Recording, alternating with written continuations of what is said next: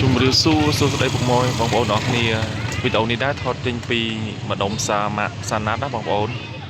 អ្នកបាត់បងគាត់ស្គាល់ហើយសម្រាប់អ្នកខេត្តផ្សេងគាត់អត់ទាន់ស្គាល់សម្រាប់ថ្ងៃនេះដែរថ្ងៃទី18ខែ3 2026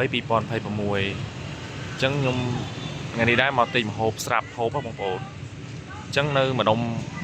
សាណាត់ណាម្ដុំនេះងាយឡើងសម្បូររបស់លក់ច្រើនបងប្អូន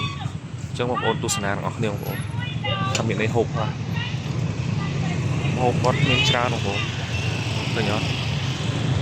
ត្រីដុតត្រីអីឈ្មោះគាត់បងប្អូនហូបបន្លែគាត់ឆ្ងាញ់បងប្អូន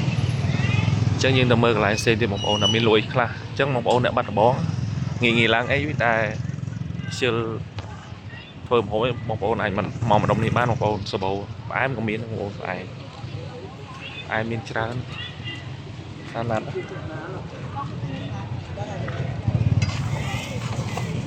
កន្លែងគាត់នេះតម្លៃធូរថ្លៃបងប្អូនចាប់ពី 3000 ម៉ែក៏លក់នេះកន្លែងម៉ូយកន្លែងគាត់នេះត្រីស្រែច្រើនបងប្អូនសបោរបស់ហូបច្រើនណាបងប្អូនដែលខ្ជិលធ្វើម្ហូបបងប្អូនអាចមកម្ដុំនេះមកមានគ្រប់មុខបងប្អូនចាប់លក់ពីម៉ោង 5 ទៅបងប្អូននេះមានមន់ដុតទៀតដុតសបោបងប្អូននេះពេលត្រីម៉ោង 7 បងប្អូនសម្រាប់នេះដែរអាម៉ុកនេះឆ្ងាញ់បងប្អូនម្ហូបចាំបាត់ដំបងនេះអាម៉ុកត្រីអាំងទីតាំងស្រួលបងប្អូនទីតាំងនេះទល់មុខ Apple Gold អញ្ចឹងមកបងប្អូនដែលចង់ហូបស្រាប់បងប្អូនអាចមកកន្លែងហ្នឹងបានបងប្អូនពេលល្ងាចតម្លៃចាប់ពី 3000 នេះណាសបោហូបញ៉ាំមកផ្អែមក៏មានត្រីអាំងត្រីអញ្ចឹងបងប្អូនអញ្ចឹងបងប្អូនដែលឃើញវីដេអូនេះហើយជួយចុច Subscribe Channel YouTube ឲ្យខ្ញុំម្នាក់មួយបងប្អូនដើម្បីទទួលបានព័ត៌មានថ្មីនៅក្នុងខេត្តបាត់ដំបងយើងបងប្អូនណាហើយក៏មានម៉ាតមានអីចឹងណាហើយវីដេអូនេះដែរផ្ញើជូនបងឬក៏បងប្អូននៅក្រៅប្រទេសដែលរស់នៅខេត្តបាត់ដំបងហើយទៅនៅស្រុកគេបងប្អូនចង់ប្រាប់ថាបាត់ដំបងលើរីកចម្រើនច្រើនបងប្អូនអត់ដូចមុនទេបងប្អូនណានេះ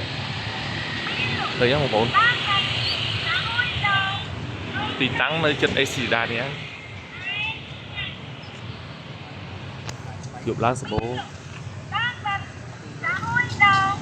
ជុំបងប្អូនណែអត់ស្គាល់ផ្លូវនេះបងប្អូនមកពីស្ពាននោះមកពីស្ពានថ្មបត់ឆ្វេងមកឥឡូវដូចស្ងាត់ជាងមុនបងប្អូនណាដោយសារប្រទេសជាតិមានសង្គ្រាមអញ្ចឹងវាអត់សូវមានអ្នកលក់ច្រើនបងប្អូនណាអញ្ចឹងវីដេអូខ្ញុំមានតែប៉ុណ្្នឹងទេបងប្អូនជួបគ្នានៅវីដេអូថ្មីទេបងប្អូនណាវីដេអូក្រោយណាកុំភ្លេចចុចអ្នកដែលអត់ទាន់ចុច Subscribe Channel ជួយចុច Subscribe Channel ហើយចុចរូបកណ្ដឹងឲ្យខ្ញុំម្នាក់មួយបងប្អូនណាបាយបាយជម្រាបលា